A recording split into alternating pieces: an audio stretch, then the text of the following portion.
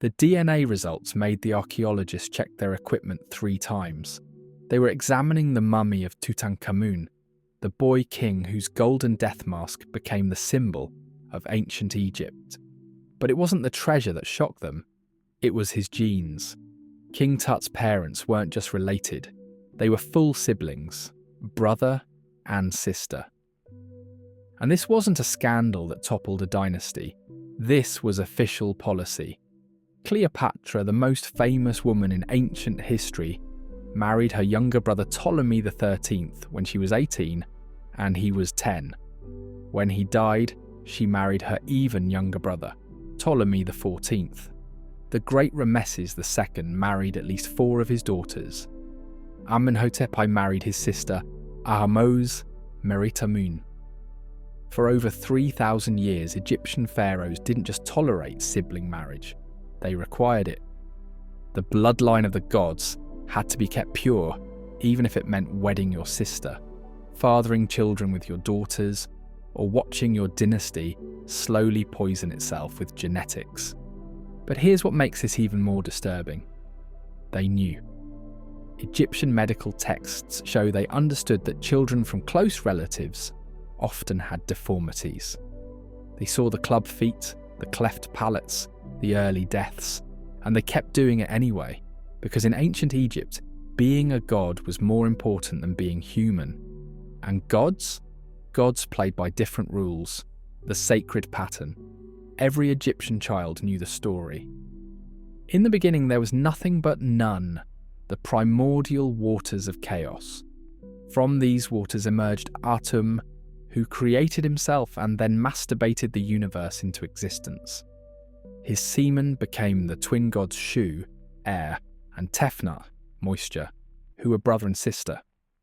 They had sex and produced Geb, earth, and Nut, sky, also siblings. And Geb and Nut's children, Osiris, Isis, Set, and Nephthys, paired off as sibling couples too.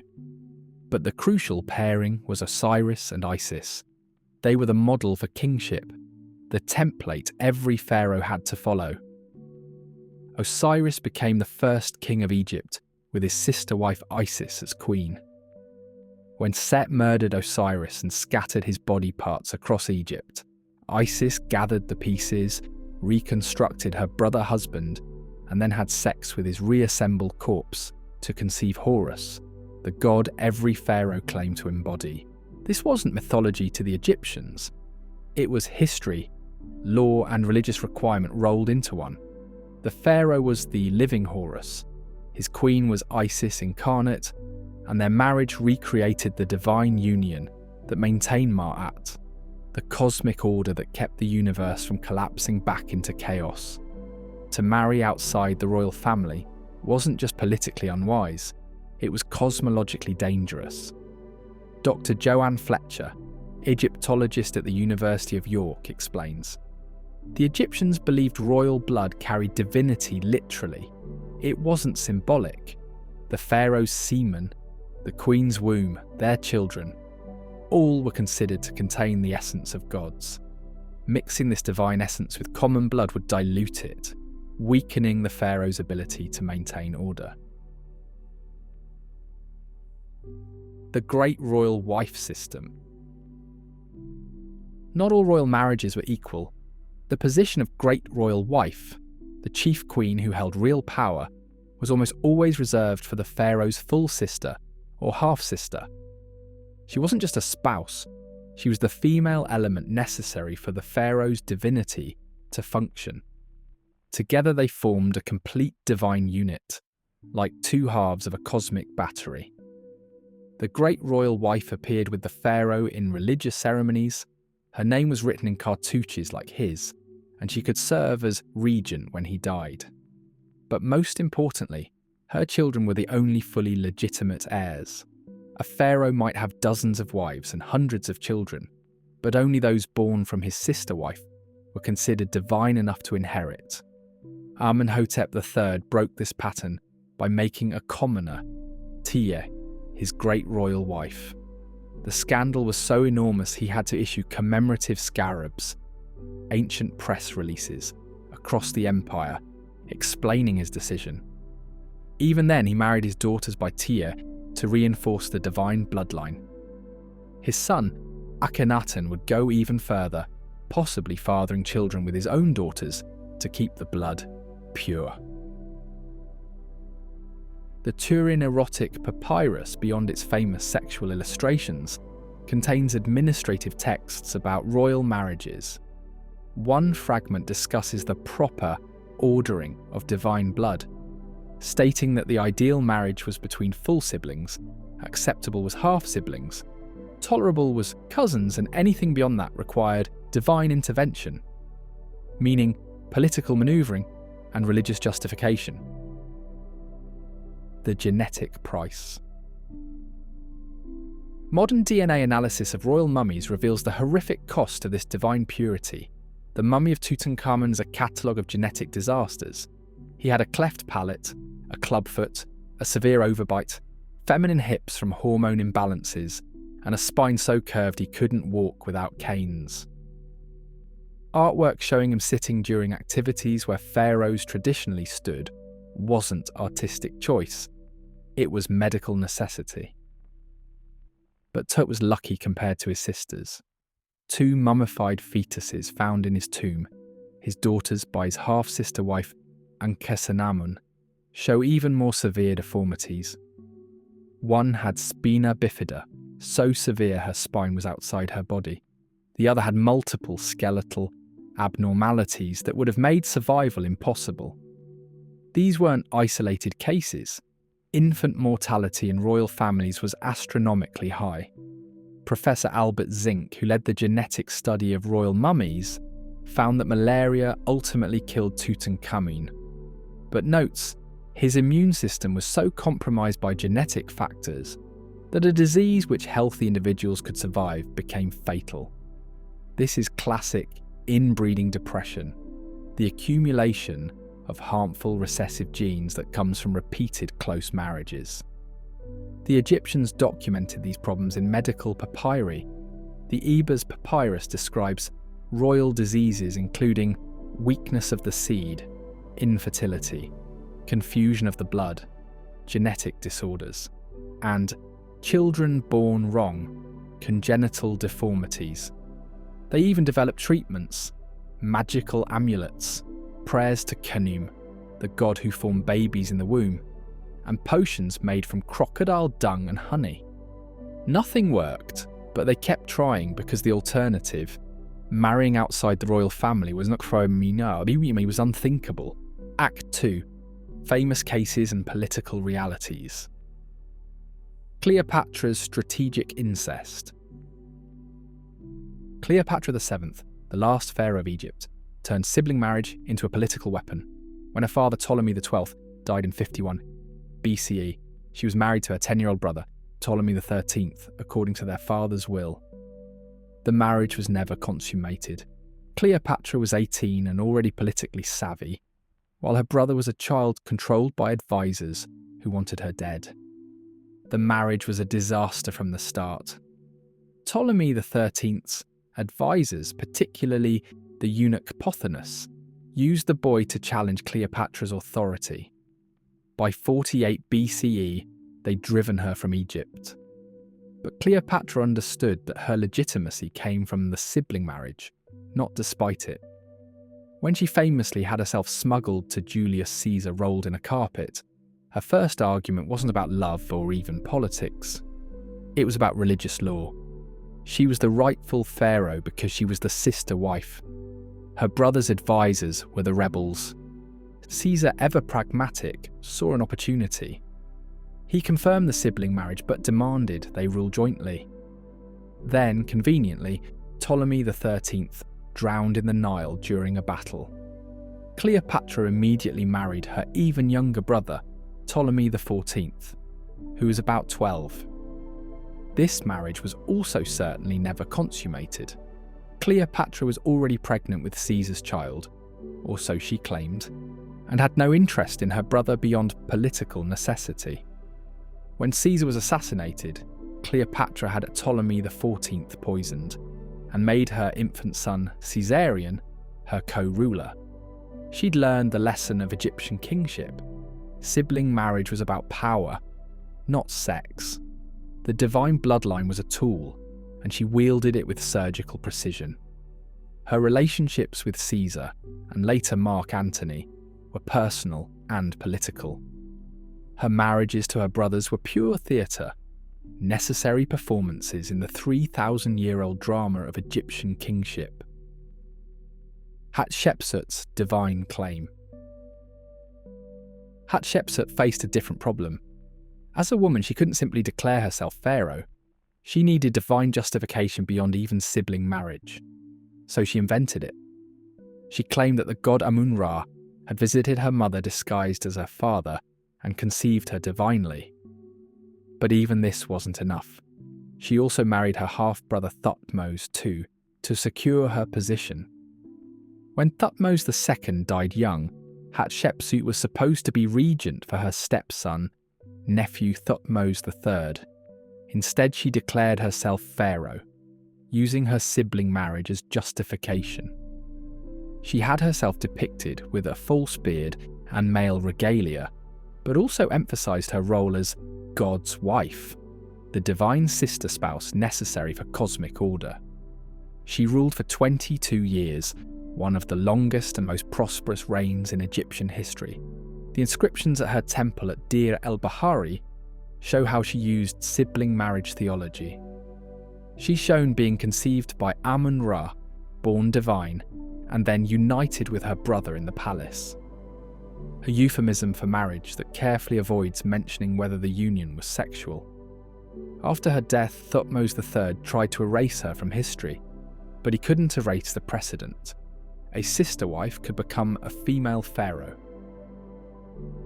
Akhenaten's extreme endogamy. Akhenaten, the heretic pharaoh who tried to convert Egypt to monotheism, took royal incest to unprecedented levels. Already married to his sister, or possibly cousin, Nefertiti, he also married at least 3 of his daughters, Meritaten, Ankhesenpaten, and possibly Meketaten. The inscriptions from his capital at Amarna show these daughters with the title King's Wife, and artistic depictions suggest pregnancies. But Akhenaten went further. When Nefertiti either died or fell from favour, his eldest daughter Meritaten became great royal wife. She was approximately 13. Inscriptions show her performing all the ceremonial duties of a chief queen, including producing heirs. One damaged inscription possibly refers to a child of Akhenaten and Meritaten, named Meritaten Tasherit, Meritaten the Younger, suggesting a daughter named after her mother-sister. The Amarna period art, famous for its realistic rather than idealised depictions, shows the genetic cost. Akhenaten himself had an elongated skull, feminine hips, and possible gynecomastia, male breast development. His daughters all show similarly elongated skulls and unusual body proportions. Whether this was artistic style or accurate representation is debated, but the genetic evidence from mummies suggests accuracy. Dr. Zahi Hawass, former Egyptian Minister of Antiquities, argues Akhenaten believed he was the sole intermediary between humanity and his god Aten. To maintain this unique status, he had to keep the divine blood absolutely pure. Marrying his daughters wasn't depravity, it was theological necessity taken to its logical extreme. Act 3. The System and its Collapse. Daily reality of divine marriage. The practical mechanics of sibling marriage were complex. Most royal siblings were raised separately to prevent emotional bonding that might complicate political necessities. Princes were educated in Memphis or Thebes, princesses in the royal women's palace. They might not meet until their wedding day, strangers who happened to share parents. The wedding itself was a state ceremony that had little to do with the couple. Texts from the marriage of Amenhotep II to his sister describe days of ritual purification, offerings to dozens of gods, and public consummation confirmation. The couple had to spend their wedding night in a special chamber in the temple, with priests outside listening for proof of consummation. The blood-stained sheet was displayed publicly the next morning, but after the ceremony, many sibling couples lived essentially separate lives. The great royal wife had her own palace, her own estates, her own court. She appeared with the pharaoh for religious ceremonies and produced heirs, but emotional intimacy wasn't expected or even desired. Love poetry from ancient Egypt is notably absent of references to sibling spouses. It's all about lovers who weren't related. The children from these unions were raised with the knowledge of their double heritage. Prince Amenemheb, son of Thutmose III, and his sister wife Satia, left inscriptions proudly declaring himself son of the god and goddess, born of divine union. But he also died at 15 from what skeletal analysis suggests were genetic disorders. The pride and the price were inseparable. Foreign princesses who married into Egyptian royalty were horrified by these practices.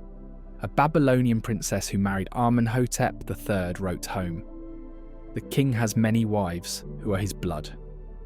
His own daughters share his bed. The princes marry their sisters as if it were normal. This place is mad with the sickness of the gods. Economic and political factors. Beyond religion, sibling marriage solved practical problems for Egyptian royalty. It kept wealth within the family. No dowries leaving for foreign lands. No inheritance claims from outsiders. It prevented rival dynasties from forming through marriage alliances. It simplified succession. The son of the pharaoh and his sister had undisputed legitimacy. The system also created a closed loop of power. Royal women who might otherwise marry powerful nobles and create alternative power centres remained within the royal family. Their children were either heirs or supports to heirs, never threats. When dynasties did fall, it was often because they'd run out of siblings to marry, forcing marriages to cousins or commoners that delegitimised the line. Professor Joanne Fletcher notes, the Ptolemaic dynasty, despite being Macedonian Greeks, adopted sibling marriage enthusiastically because they recognised its political brilliance. For 300 years they maintained power partly through this closed system. Cleopatra wasn't an exception.